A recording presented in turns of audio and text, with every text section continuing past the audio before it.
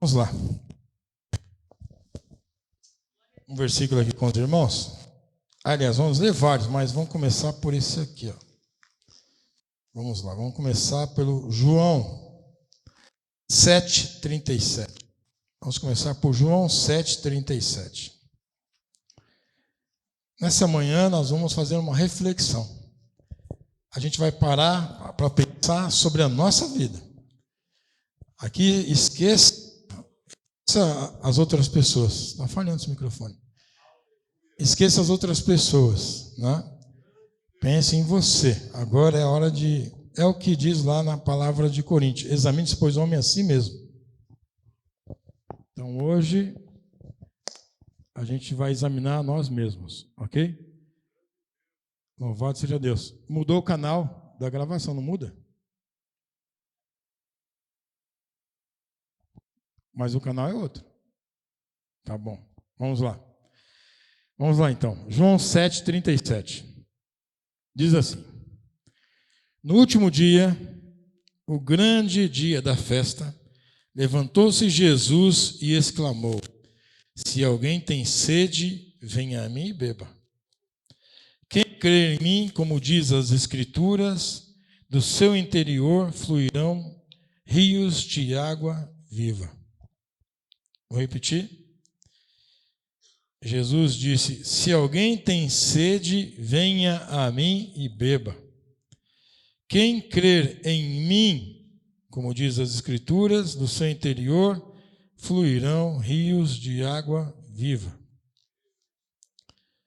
Primeira coisa que eu quero parar para a gente pensar aqui é o seguinte: se a gente crer em Jesus, vai fazer fluir de nós rios de água viva. Por que a gente é tão seco?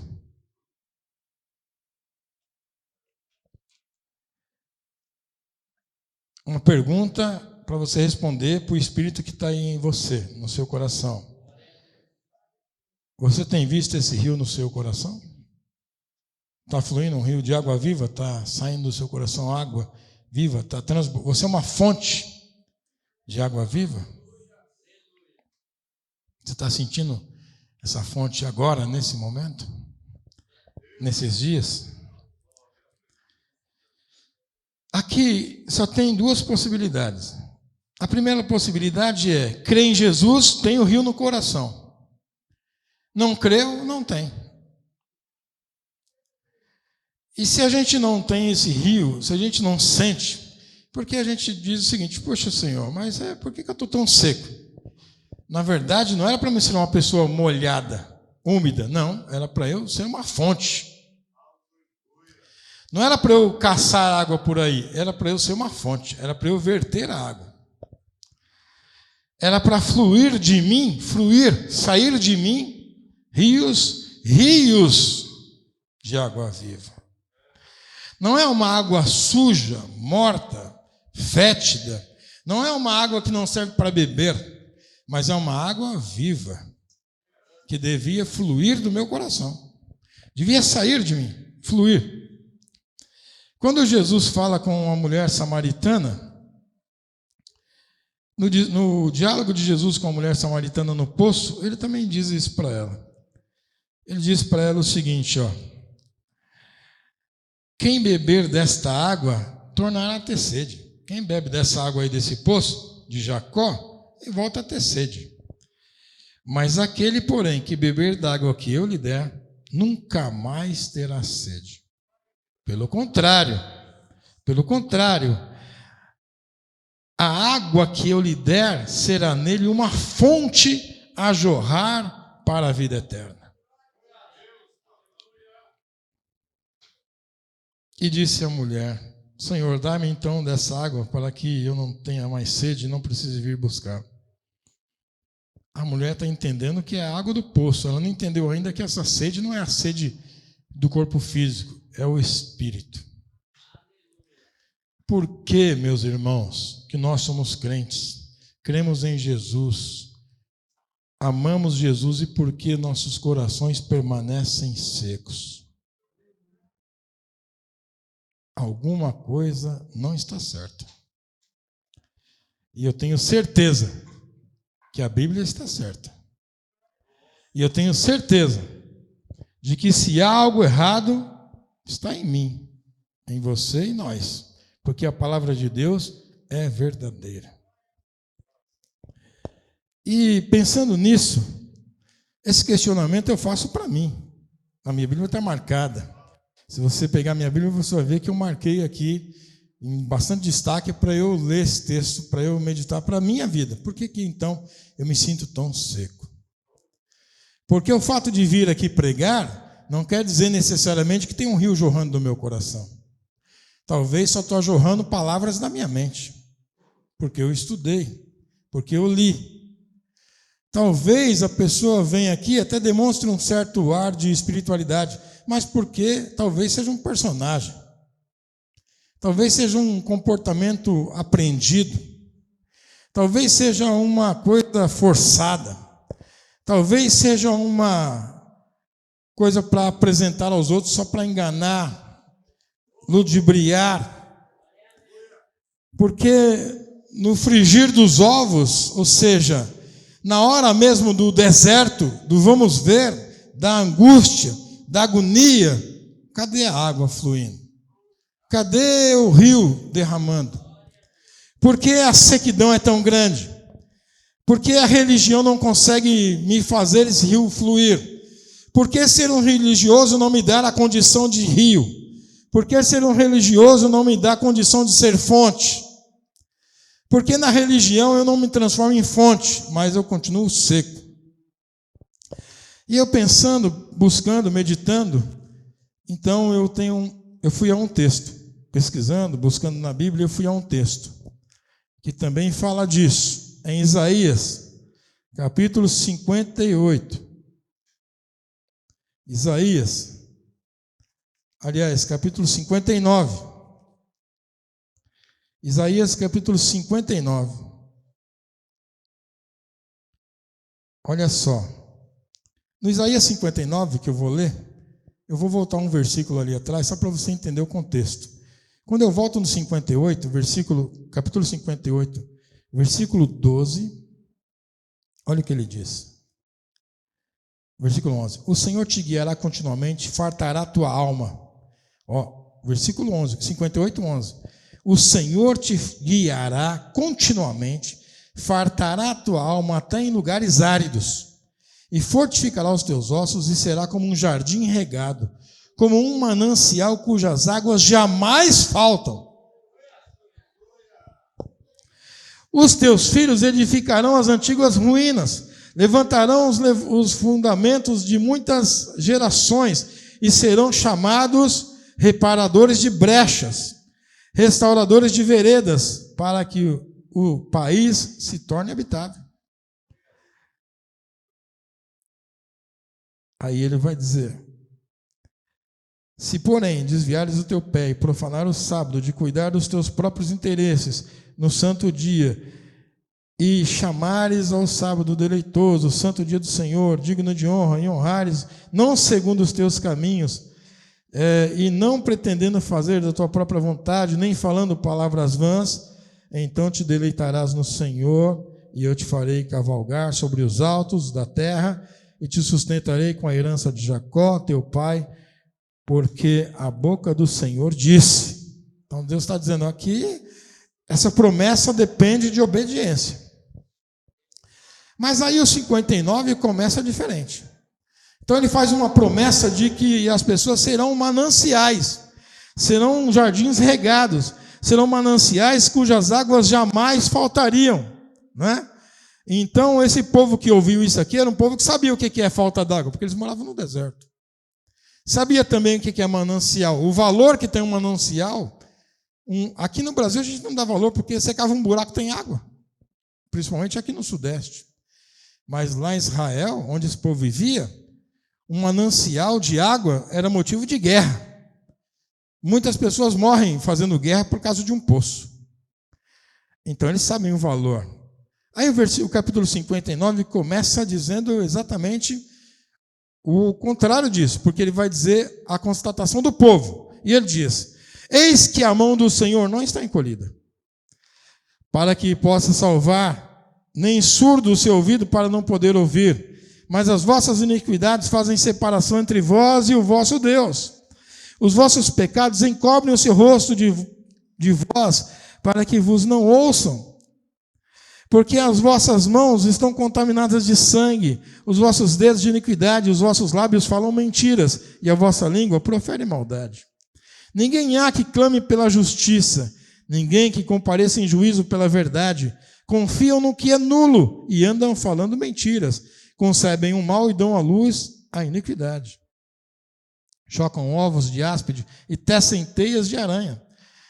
E que comer os ovos dela morrerá. Se um dos ovos é pisado, sai uma víbora. As teias não prestam para as vestes. Os homens não podem se cobrir com o que eles fazem. As obras deles são obras de iniquidade, obras de violência, e há nas suas mãos. Violência é o que há nas suas mãos. Os seus pés correm para o mal, são velozes para derramar sangue de inocentes. Os seus pensamentos são pensamentos de iniquidades. Seus caminhos, a desolação e abatimento. Desconhecem o caminho da paz e não há justiça nos seus passos. Fizeram para si veredas tortuosas, e quem anda por elas não conhece a paz. Por isso está longe de nós o juízo, e a justiça não nos alcança. Esperamos pela luz, e eis que só há trevas, pelo resplendor, mas andamos na escuridão. Apalpamos parede como cegos. Assim como os não temos olhos, andamos apalpando, tropeçamos no meio-dia como trevas. Entre os robustos, somos como mortos. Todos nós bramamos como ursos, gememos como pombas, e esperamos juízo, e não há salvação, e está longe de nós a salvação.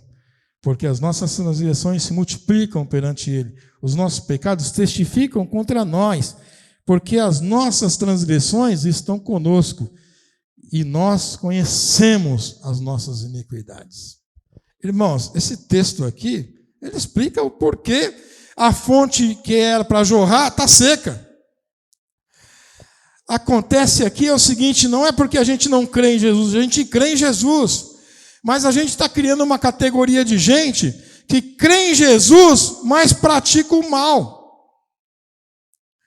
É uma coisa meio insana, meio que contraditória, porque a quem crer em Cristo, quem vive para Cristo, tinha que ser uma pessoa que se tornasse uma pessoa como Cristo, e como Cristo ser justo, ser sincero, verdadeiro, ser honesto, ser prestativo, ser amável, ser tratável. Mas nós estamos vivendo uma geração onde as pessoas declaram crer em Cristo, mas não têm as características de Cristo. Se criou uma geração de pessoas como se fossem paranoicas, uma pessoa de dupla personalidade, que fala uma coisa, mas que faz outra. Que diz crer em Cristo e ser cristão, mas não tem amor às pessoas, mas não gostam de justiça, mas professam coisas erradas, mas vivem da mentira, mas vivem do engano, do engodo, da falsidade. E é óbvio que o rio para de jorrar, que a água para de correr, e você olha e fala, mas eu creio em Cristo. Então por que você não manifesta as obras de Cristo? Então por que a gente não vive como Cristo? Por que a gente sempre está do lado errado que devíamos estar? Do lado errado. Olha só, os cristãos de hoje são um povo realmente estranho, muito estranho. Por exemplo, quem deveria militar pela saúde pública? Por hospitais melhores, se juntar para fazer um hospital para os pobres, lutar por questões melhores de hospitais, os crentes. Porque você sabe, ou devia saber, que os hospitais surgiram por causa dos cristãos. Porque as pessoas doentes eram largadas nas ruas, eram jogadas fora, porque ninguém podia cuidar dos doentes. Eles eram colocados na porta das igrejas, então as igrejas se abriam para cuidar dos doentes. E daí surgiram os hospitais. Também os orfanatos, porque as pessoas tinham crianças e jogavam na rua. E por as crianças jogadas na rua, as igrejas começaram a cuidar dessas crianças. E começaram os orfanatos.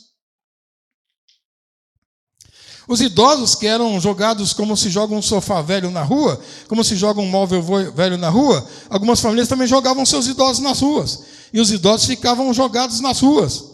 E então, quem pegava essas pessoas para cuidar eram as igrejas, os cristãos. Então, criaram-se os asilos. Mas hoje você não vê a igreja militando por nada disso. A igreja fala muito em amor, mas ela não cuida de velhos. Ela fala que ama todo mundo, a humanidade e as crianças. Eles têm cuidado com seu filho na internet, com isso, com aquilo. Mas o que eles fazem efetivamente para cuidar das crianças? Cadê o orfanato dessa igreja que vela tanto pelas crianças? Essa igreja que ama tanto a terceira idade, ama tanto os velhos. Cadê o orfanato que elas têm para cuidar desses velhos? Elas amam tanto os velhos que elas apagam até a luz para eles não enxergar nada dentro da igreja. É uma igreja jovem, onde o velho é um impedimento, é um empecilho. E era bom que eles morressem para livrar o caminho para quem está lá, os jovens. Cadê? É uma igreja que é contra a ecologia. A natureza Deus fez perfeita, como fez a nós também. E quando o homem caiu, Adão caiu, a natureza pagou o preço do pecado do Adão também. Porque Deus disse à natureza que a terra produziria pedras e abrolhos, cardos e espinhos.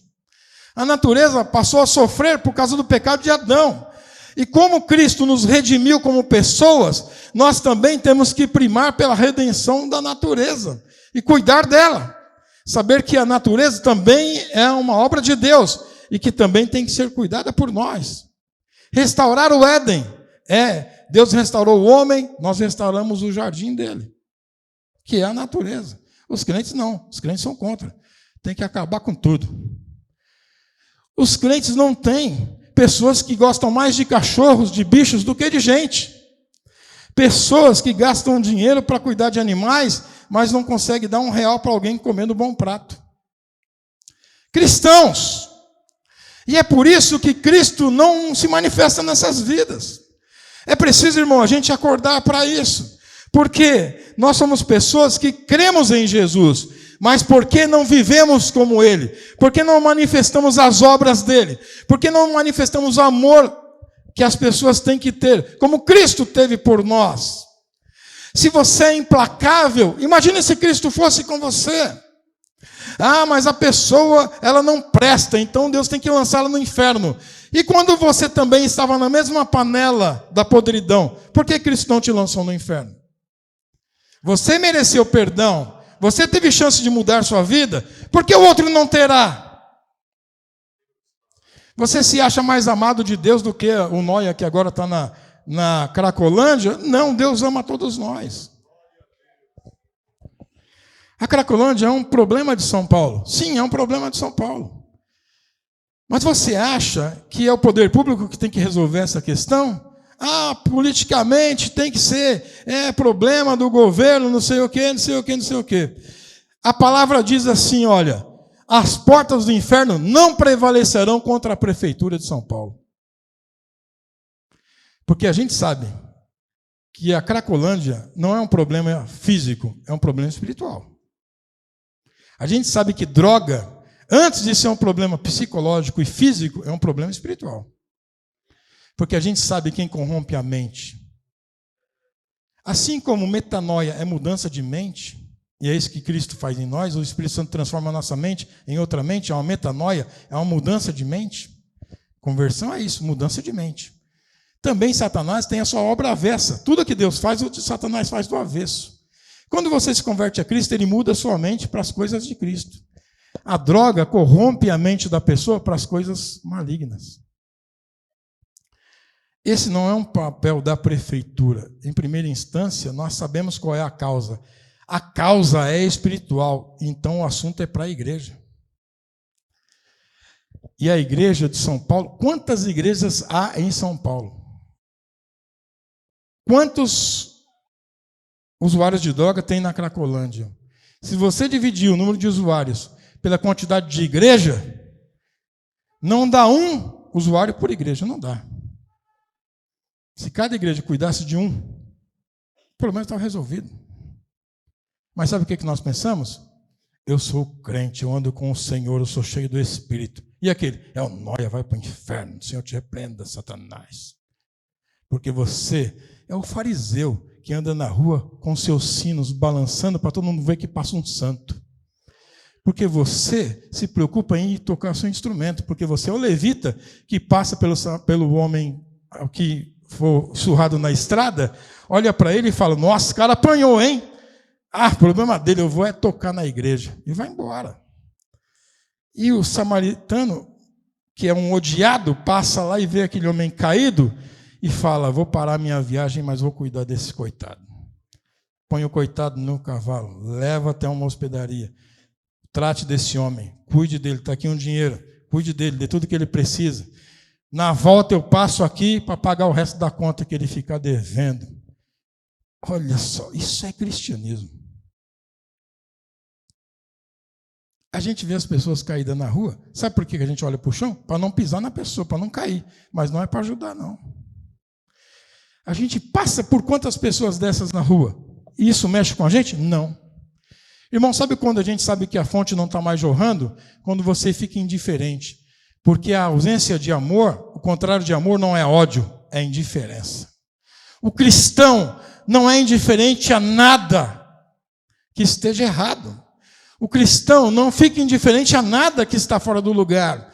O cristão é aquele que não se alega com a injustiça, que não se alega com a dor do outro. Pelo contrário, ele quer fazer tudo o que for possível para sanar a dor, para sanar o sofrimento, para sanar a angústia, a tristeza, porque quando a pessoa está morrendo seca, ele leva o rio que tem nele para cuidar do outro, ele leva a mão, ele leva ajuda, ele oferece o ombro, ele oferece um auxílio, ele sempre está do lado. Alguém sempre vai receber alguma coisa de quem tem Deus. Quem tem Jesus sempre tem alguma coisa para dar. Quando ele não tiver nada, ele dá uma palavra, ele oferece o ombro, ele dá a mão para erguer aquela pessoa. Mas a igreja de hoje é uma igreja que não cuida de nada nem de ninguém, de si próprio. É só mesmo para se exaltar a si próprio. As pregações são voltadas a nós. Você é maravilhoso, você é lindo, você é isso, você é aquilo. É um exemplo máximo da beleza. A santidade é uma coisa aparente, não tem poder algum. Sabe qual é o problema da igreja de hoje? Ela é muito bonita, ela é quase perfeita. Só tem uma diferença. É a mesma diferença da flor de plástico para a flor natural. Se você colocar as duas num vídeo, você engana todo mundo. Porque a flor natural e a flor de plástico no vídeo é igualzinha. Mas na realidade, uma não tem cheiro e a outra tem.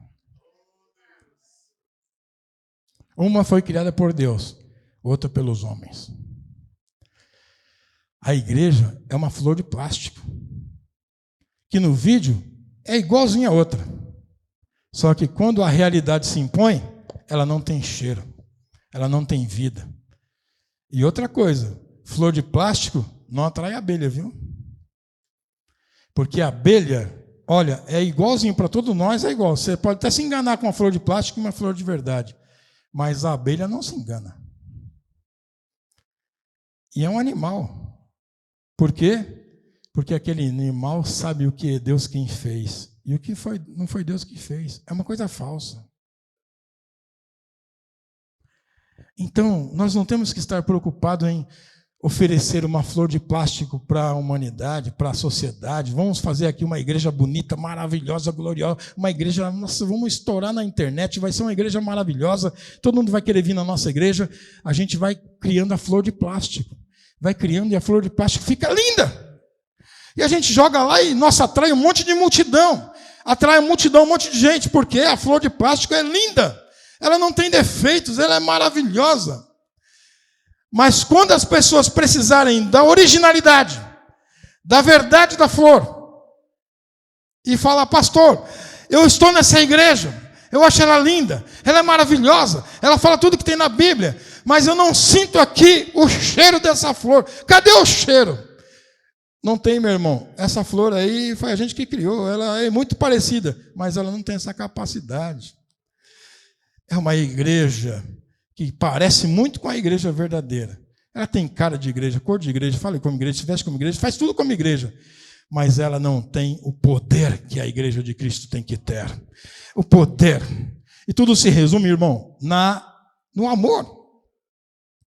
É uma igreja que não tem amor. Você vê os crentes se afrontando na internet, brigando por questões falsas, por questões idiotas, coisas que nem merecem ser faladas. Eu digo que falta para os crentes não é nem temor a Deus, é um pouco de inteligência, já estava bom. Se os crentes recebessem um pouco de inteligência, já metade dos problemas estava resolvido. Tanto que nas brigas, quando tem uma briga assim de casal, briga de vizinho, sabe como que a polícia chama isso? Desinteligência. Traduzindo, burrice. Tem uma desinteligência ali entre os vizinhos. Vai lá, eles estão brigando. Aí separa a briga e pergunta, por que começou a briga? Eles nem sabem por quê, só sabem que está brigando. Cadê o rio jorrando?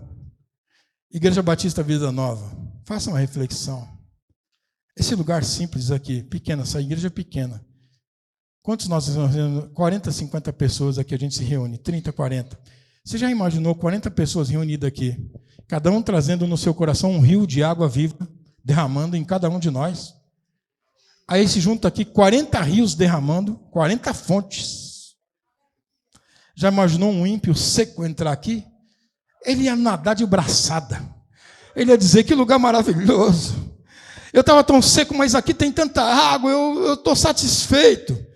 Eu também quero participar disso. O que eu faço para participar disso? Aí a gente fala, sabe quem fez isso? Jesus, aí ele aceita Jesus. Mas o problema, irmão, é que a gente vem aqui, 40 corações secos também. Todo mundo seco. Aí vem outro de lá seco para cá, vão na igreja buscar alguma coisa. Aí chega aqui, o que a gente oferece para ele? Uma boa música, uma palavra boa, não sei o que, não sei o que. Ele fala, rapaz, a palavra foi até boa, o louvor foi bonito, os grupos cantaram bem, fui bem recebido, muita coisa boa. Mas, na verdade, eu vim aqui hoje morrendo de sede. E não teve nem uma aguinha no meu espírito, continua seco.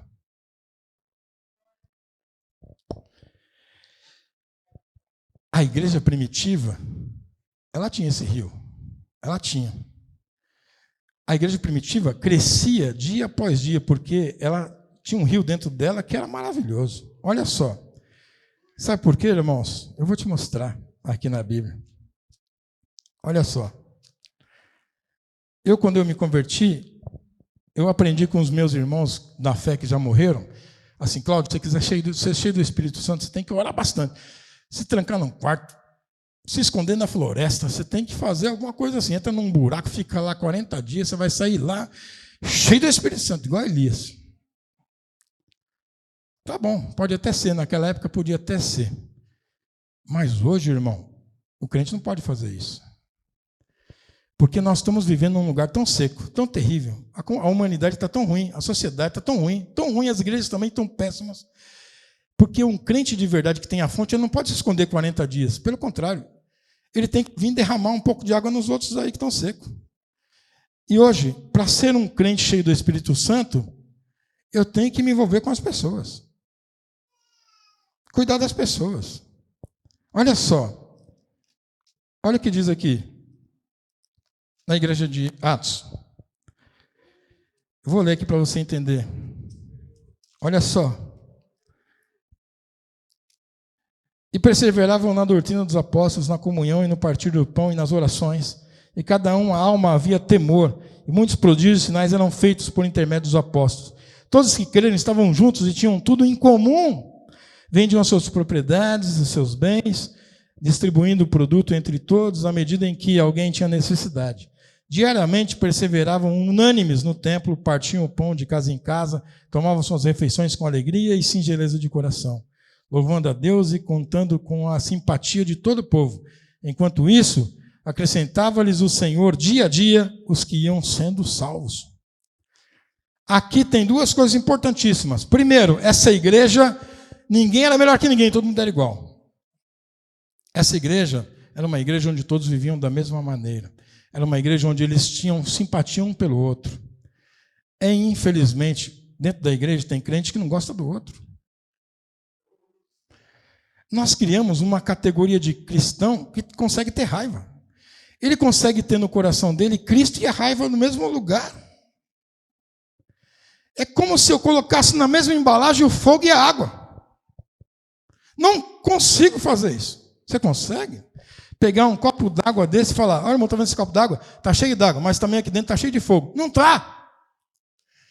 Ou então unir no mesmo lugar o escuro e o claro, as trevas e a luz. Há quem diga que a treva não existe, é ausência de luz. Verdade. Então as trevas só existem se não tiver luz. A luz existe porque ela dissipa as trevas. Não dá para você manter Jesus no seu coração e a raiva. Porque Jesus é a luz, a raiva é a treva. Se Jesus acender no seu coração, a treva vai embora. Se a treva estiver lá, é porque Jesus não está. Como é que você sabe que um lugar não tem luz? Porque está escuro. Como que você pensa que o seu coração vai ter Jesus e ódio? Jesus e ressentimento? Jesus e raiva do próximo? Jesus e indiferença? Está mentiroso? Isso é mentira. Desse coração não vai fluir água nenhuma. Não vai. Porque tem que estar integralmente na presença de Deus. Esse coração tem que ter Jesus 100%. Esse coração não pode ser indiferente à dor do outro. Esse coração não pode ter ódio por ninguém. Não interessa o que te fizeram. Ah, apóstolo, mas você não sabe o que ele fez para mim? Olha só, vou te contar uma história. Houve um homem na história que ele foi pregado na cruz, que ele foi colocado lá, ele foi esbofeteado, ele foi surrado, ele foi cuspido, ele foi desprezado. E mesmo assim, ele ainda perdoou os seus agressores. Se nunca ninguém te pregou numa cruz, cuspiu na sua cara, nem te esbofeteou, você não tem o direito de desprezar ninguém. Ah, decantuita raçome declamas. Nós precisamos sim, irmão, voltar ao cristianismo. Cristianismo é amor. O símbolo do cristianismo é o amor. Se o crente não consegue amar, ele não é um crente. Ele não é um convertido. Pode falar em língua, pode plantar bananeira, pode rodopiar, pode fazer o que quiser. Se você não amar, você é um crente falso. Você é um falso crente. Você é uma flor de plástico. Flor de plástico não atrai poder de Deus. Flor de plástico não atrai abelha. Não tem doçura. Não adianta se contentar em ser flor de plástico. Você agrada aos incautos. Você atrai os incautos. Ai, aquele irmão é uma bênção. Viu como ele sapateia? Viu como ele roda? Irmão, o Espírito Santo não quer que eu fique rodando, não. Eu tenho que parar de rodar e ir cuidar das pessoas. Eu tenho que parar de sapatear. Esse espírito de Fred Astaire, ficar sapateando na igreja, está errado. Vá cuidar das almas. Vá amar as pessoas. As pessoas saem derramando de suor de tanto rodar e sapatear. Quando saem na porta da igreja, já começam a falar um do outro. Que poder do Espírito Santo é esse? Pessoas que dizem que foram levadas ao céu, levadas ao inferno, viu Deus, viu tudo. Viu tudo. Mentem, porque primeiro nenhum olho viu a Deus, jamais viu a Deus. Falam que foram no céu, encontraram tudo, viram tudo. E contam isso mastigando chiclete. É porque Deus estava num trono lá, o anjo me levou. Tipo, normal. Quando eu leio a Bíblia, eu vejo o seguinte: quando as pessoas têm uma visão de Deus, meu irmão, primeira coisa que falha é a perna. O cara cai de boca no chão. Daniel caiu com a cara no chão. Quando aquele homem recebe a comanébria sóbia, apareceu para ele naquele rio, ele caiu com o rosto em terra, como a nébria, porque aquele homem brilhava como o sol. Ah, xenébria, sobriando a nébria canta. Quando João, levado ao céu, viu aí Jesus, o brilho de Cristo, ele caiu com o rosto em terra. E uma mão foi colocada no seu ombro e disse: não temas, João, sou eu, aquele que estava morto e agora estou vivo. Aleluia, louvado seja Deus. Cristão é aquele que ama. Eu vejo os crentes falando mal da igreja católica. Porque as católicas agora a imagem. Porque os padres vão para o inferno. Porque as freiras vão para o inferno. Aí eu procuro esse orfanato. Quem cuida? A igreja católica. Esse hospital? A igreja católica. Eles vão para o inferno, cuidando das crianças, cuidando dos doentes. E os crentes vão para o céu. Por quê? Não, porque eu não adoro imagem. O quê? Não, eu não adoro imagem. Você também não cuida de criança. Você também não tem hospital. Você também não ajuda ninguém. Você não dá R$1 para ajudar ninguém. Você também tem um coração duro. Sabe por que não adora imagem? Você vai para o céu? Só se for o céu, você está enganado, hein? Você vai ter muita surpresa sobre Jesus. Na parábola do bom samaritano, sabe o que acontece? Jesus está mostrando para eles o seguinte: vocês acham que quem vai para o céu é sacerdote? Ele não vai. Por quê? Porque ele deixou um cara caído lá e foi para o templo. E o levita deixou o cara caído e foi para o templo. Estão errado. O religioso podia dizer não. Sabe o que é, pastor? Sabe o que é, Jesus? Ele é muito zeloso. Ele tem um zelo pelo templo, Jesus. Nada para ele. Se fosse em outro momento, ele até ajudava, mas ele estava atrasado para o culto. Ele tinha que ir para o culto. Em primeiro lugar, tem que buscar a Deus. Jesus está dizendo, não, senhor. O que é a obra de Deus? Jesus estava mostrando o seguinte: o que é a obra de Deus? Quem fez a obra de Deus? O levita? Naquele dia, o levita fez o sacrifício. Fez a obra de Deus? Não, não fez. Aos olhos do judaísmo, fez. Aos olhos de Jesus, não. E o levita, que passou batido, olhou o cara e seguiu com o seu instrumento e foi tocar no culto. Aos olhos do judaísmo, ele fez a obra de Deus. Aos olhos de Deus, ele não fez. Aos olhos de Jesus, não fez. Sabe quem fez a obra de Deus naquele dia? O samaritano, que pegou aquele homem e colocou nas costas. Você está vindo para a igreja, você encontra uma pessoa necessitada na rua. Se você parar e conversar com ela, ajudar ela, comprar um lanche para ela, ficar conversando com ela, falar de Jesus para ela, você já adorou a Deus, você não precisa nem vir no culto. Você fez mais do que quem veio aqui sapatear. Porque Deus não está lá tipo, ai, que saudade do seu rodado, do seu sapatear. Deus nem gosta dessas coisas. Não precisa. É o que você tem que apresentar para Deus. Jesus disse para os discípulos: eu estava preso e você foi me ver. Estava com fome e você me deu o que comer. Eu era estrangeiro e você me deu um lugar para ficar. Jesus, nunca fizemos isso, nunca vimos, não. Quem fizer um pequenino, faz por mim. Cadê a igreja? Cadê a igreja? Os filhos das trevas são mais prudentes do que os filhos da luz. Cadê a igreja? Cadê a igreja? A igreja de Cristo, hoje, sabe o que ela está fazendo? Hoje, nesse exato momento, dia, a igreja está orando com a bandeira de Israel para Deus guardar Israel. E os outros? Mata todo mundo. Como Cristo ia se posicionar? Sabe como Cristo ia se posicionar? Cristo ia se posicionar o seguinte: vamos orar para que essa guerra termine, porque as pessoas não podem morrer. Não é porque a pessoa mora numa linha para lá que ela é ruim, da linha para cá ela é boa. Não existe isso para Deus. Da fronteira para lá é os demônios, da fronteira para cá é Jesus. Quem disse isso? É uma idolatria com Israel. Israel, irmão, é um povo que não gosta de Jesus. Israel não aceita Jesus. Eles falam mal, eles não gostam de Jesus. O povo da igreja está cultuando um povo que odeia Jesus. Nós não temos que nos posicionar, eu sou desse país, daquele. Meu reino não é desta terra. Eu sou rei de um reino que não é esse, Jesus disse.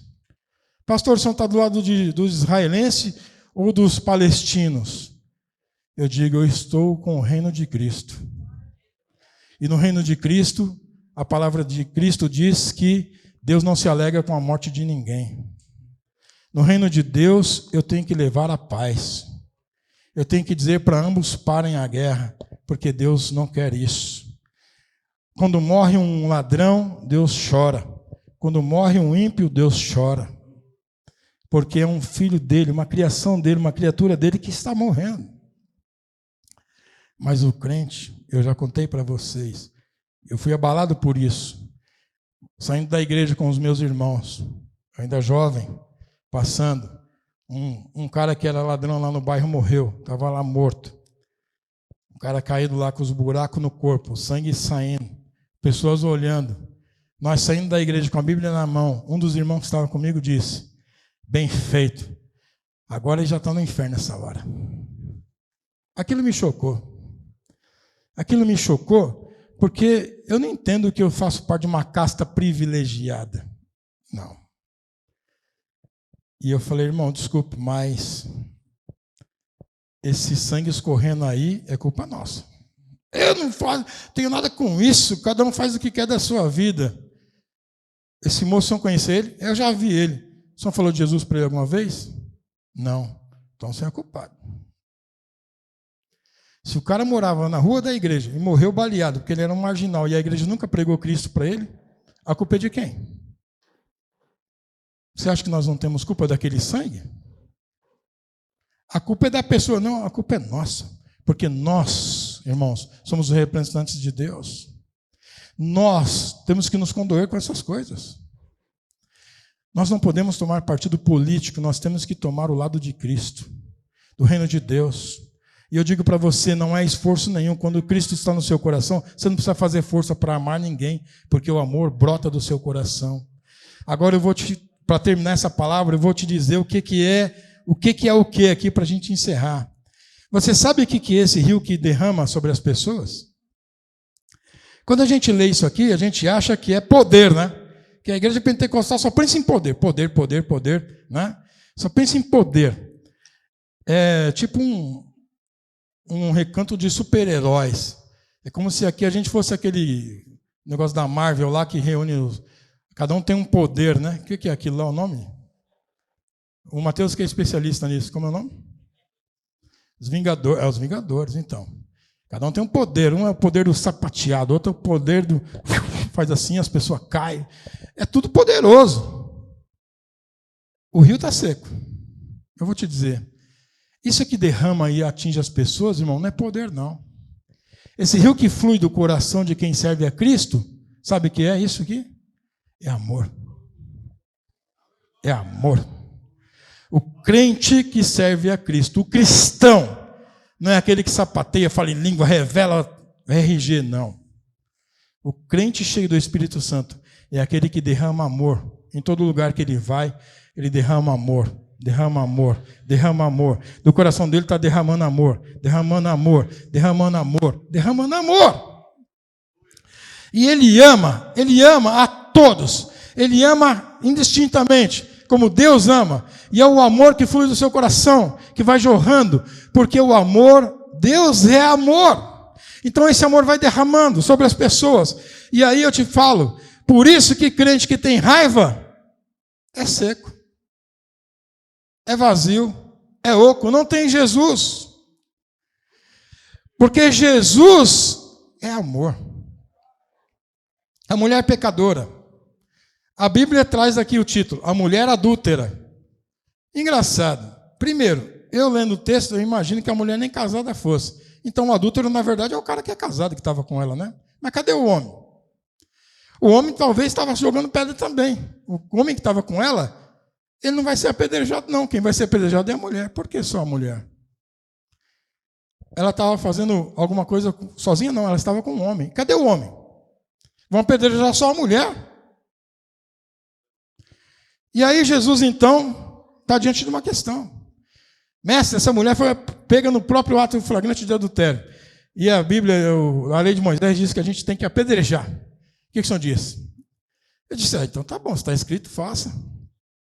Só tem um porém aí, quem vai ser o primeiro? Porque o primeiro, irmão, é o que dá, o primeiro é o que dá partida, é o cara que dá autorização. A primeira pedra é de quem autoriza, quem tem autoridade.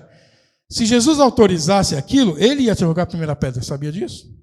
Se Jesus dissesse, tá certo, essa mulher tem que morrer, ele jogava a primeira pedra, estava autorizado, todo mundo podia jogar o resto. Ele disse, tá bom, porque eles queriam que Jesus jogasse a primeira pedra. E Jesus disse para eles, tá bom, faça. Só que eu não vou jogar pedra em ninguém. Faça o seguinte, vem entre vocês aí, quem não tiver nenhum pecado, faça isso, joga a primeira pedra. E aí? Aí ficou difícil, Jesus. Aí o senhor pegou pesado, né? Tipo, eu não sou adúltero, mas também eu minto, engano as pessoas, aí é ruim. Aí para mim não vai dar. Outro, eu também não estou muito bem, não. Outro, também deixa para lá, eu não estou legal hoje, não. Aí Jesus olhou e falou, cadê, mulher? Cadê os seus acusadores? Eles foram embora. E Jesus disse, ninguém te acusa? Não, nem eu também. Vai e não peques mais. Sabe o que é isso? O amor do coração de Jesus por aquela mulher. As pessoas estavam com pedra na mão, qual era o sentimento no coração deles? Ódio, eu quero matar, eu quero matar, eu quero matar, eu quero matar essa mulher. Por quê? O zelo que eu tenho na palavra. Eu amo tanto a palavra que eu quero matar essa mulher. E Jesus diz o seguinte, não, Jesus não ama a palavra que quer matar, Jesus ama a pessoa. Quando Jesus olhou para a cara daquela mulher, ele amou aquela mulher. E ele não queria matá-la. Amém? Agora, irmão, por que a gente está tão seco? Por causa do legalismo. Cadê o amor? As pessoas que conversam com você saem em paz ou saem nervosas? Você é um referencial de paz onde você mora, com as pessoas? Ou as pessoas ligam para você e desligam o telefone nervoso? Quantas brigas você arruma durante o ano? Esse ano, quantas brigas você já arrumou aí? Quantas confusões? Nós temos que ser de paz. Porque o nosso Senhor é o príncipe da paz. Ele é o príncipe da paz. Tem crente que quer chamar só Jeová de Sabaote, o Senhor dos Exércitos. Ele só quer guerra. Põe um anjo aqui com uma espada, põe outro aqui, ele só quer matar as pessoas. É anjo cheio de espada, é anjo com espada aqui, é anjo com espada ali. Ele chama o Senhor dos Exércitos para matar.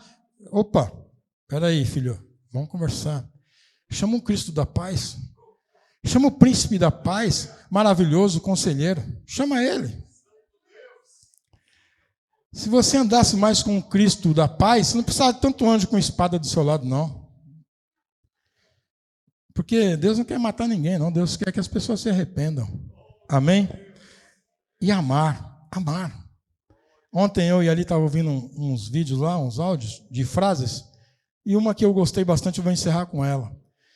Ela diz assim, é um pensamento japonês, que diz o seguinte: toda pessoa precisa de 3 coisas. Uma coisa para crer, outra para fazer e outra para esperar. Isso é verdade. Olha só, todo mundo precisa de uma coisa para crer, para fazer e para esperar. Isso é que move a nossa vida. No caso da igreja, de Cristo, você tem que amar a Deus, fazer a obra de Deus e esperar o retorno de Cristo. Qualquer coisa dessa que você tira, fica sem sentido para a sua vida também. Nós, homens, mulheres, olha só, você tem que amar a sua vida, a sua família. Você tem que ter alguma coisa para fazer. Desocupado é gente problemática. Tem que ter uma ocupação. E esperar. Se você não espera mais nada da vida, o que você quer? A morte. E uma igreja que não crê mais, não ama mais a Deus, não faz a obra de Deus, nem espera a vinda de Jesus. A igreja do passado, ela esperava a vinda de Jesus, aguardava a vinda de Jesus. Quantas mensagens da vinda de Jesus você tem ouvido nesses dias? Das mensagens que bombam na internet, veja lá qual é o tema. Veja se tem algum tema, a vinda de Jesus. As pessoas não querem que Jesus venha. As pessoas querem que Jesus demore, porque elas estão vivendo nessa terra. Qual que é a mensagem? Deus vai te dar o melhor desta terra. Qual era a mensagem do passado? Este mundo não é para nós, nossa terra não é aqui, é na glória. Uma igreja que só espera o aqui e agora é uma igreja miserável. Que nós possamos amar, irmãos. E um exercício do amor começa aqui. Amém? Começa aqui. E amar quem é bonzinho é fácil. A gente tem que amar quem não gosta da gente. A pessoa fala, eu não gosto de você. Fala, mas por outro lado eu te amo. A palavra branda quebra o furor. A pessoa olha para você, eu te odeio. Aí você fala, eu te amo. Irmão, você quebra a pessoa. Agora o problema dos crentes é que a pessoa fala, eu não gosto de você, o crente, eu te odeio. Eu vou dar um tapa na sua cara, o crente entra em casa, pega a arma e dá um tiro. Aí os crentes estão muito mais violentos que os outros do mundo. O povo do mundo já não está mais brigando com o crente, porque os crentes estão tão violentos que o povo está com medo de apanhar. Antigamente as pessoas do mundo brigavam com o crente apanhava. Não, agora se você falar com o crente, meu amigo, você pode sair daqui morto. Porque os crentes estão violentos e estão armados. Então cuidado. Porque eles citam bastante o Pedro com a espada, o Pedro com a espada, o Pedro com a espada. O Pedro com a espada é o Pedro que não se converteu. O Pedro com a espada é o Pedro que negou Jesus 3 vezes. Agora o Pedro crucificado de cabeça para baixo, cadê a espada dele? Cadê a espada do Pedro crucificado de cabeça para baixo? Todo mundo fala, não, o Pedro tinha uma espada, o Pedro tinha uma espada. Tinha, negou Jesus 3 vezes. A igreja segue negando Jesus também. Amém? Irmãos, eu quero encerrar. É uma reflexão que eu faço para a gente. Olha só, irmãos, a gente está vivendo numa cidade rica, que é São Paulo, mas, por outro lado, tem tanta miséria. A igreja precisa fazer alguma coisa. Eu não digo que a gente tenha que abraçar todos, não, mas a gente tem que fazer a nossa parte. Tem coisas que nós podemos fazer. Você sabia que se você for na região do Bom Prato ali, aqueles caras ficam pedindo R$1 para comer. E não é mentira, às vezes é verdade, porque o cara está na rua do Bom Prato e ele não tem R$1. Aí ele fala, dá R$1 aí. Você dá R$1 para o cara vai comer. R$1 vai te deixar mais pobre? Vai te fazer falta? Não vai. Mas vai ser a refeição de uma pessoa. Por que você não guarda R$20 por mês? Põe no bolso e sai por aí para dar R$1 para a pessoa comer? Por que você, quando compra 10 pãozinhos, não compra 2 a mais para dar para alguém? Porque nós temos que nos preocupar com isso. A igreja de Cristo precisa demonstrar o amor que ela tem em Cristo e que Cristo tem por ela. O poder da igreja é o amor de Deus, é o amor. O poder da igreja é o amor. O poder de uma igreja é o amor. E entre nós tem que imperar o amor. Aqui você tem que amar a todos, sem distinção. Aquele irmão é maravilhoso, você tem que amar ele. Aquele irmão não presta. Primeiro que você não pode julgar ninguém, você já está errado. Mas se você disse isso, você tem que amar ele assim mesmo. Temos que amar, todos nós. Amém? É o amor, é o amor. É o amor. Eu já contei para vocês, a gente vai terminar. Eu já contei para vocês, né? O crente na cortina de ferro da União Soviética, o que ele fez. Ele foi preso, porque ele estava distribuindo Bíblias, e era proibido, ele foi preso na União Soviética. E lá preso, na mesma cela que ele foi colocado um homem do sistema soviético, um guarda soviético, que foi de alguma coisa errada e foi preso na mesma cela que esse cristão. E o cristão, então, esse homem estava bastante surrado. E o cristão já tinha melhorado. E o cristão, quando vinha a comida, a primeira coisa que o soviético que estava preso com ele disse foi o seguinte: não fale comigo, eu não odeio cristão, nem fale comigo. Mas o crente comia a comida dele só metade, para dar metade para o soviético. E na cela tinha um sol que pegava assim meio alto, um pouquinho por dia. O que esse crente começou a fazer? Pegava o cara no chão, colocava nas costas, levantava ele para ele tomar um pouquinho de sol todo dia. Até que o cara melhorou. E quando o cara sarou, o cara falou para ele assim: eu queria saber sobre o seu Jesus. Aí ele disse: meu Jesus é maravilhoso. Aí o soviético disse para ele: se ele for metade do que você é, eu já quero servi-lo.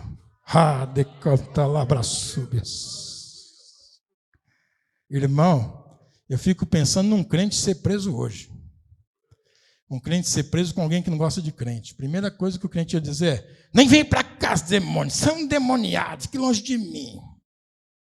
Ia ficar 24 horas de joelho orando e a pessoa lá. Aí, quando ele fosse falar de Jesus, ele vai querer aceitar Jesus, o Jesus desprezou ele. O único cara que ele conhece que representa Jesus, xingou ele de demônio, não olha na cara dele, não fala com ele, não está nem com ele, quer que ele voe para o inferno. Aí ele fala: vamos aceitar Jesus. Não, que Jesus? Esse Jesus vai cair igual você? Eu estou fora. Eu sou melhor que você. Vamos colocar de pé. Infelizmente, irmão, isso é verdade. Olha só. A igreja, se ela não mostrar Cristo para as pessoas através do amor, vai ficar difícil. Amém? Vai ficar difícil.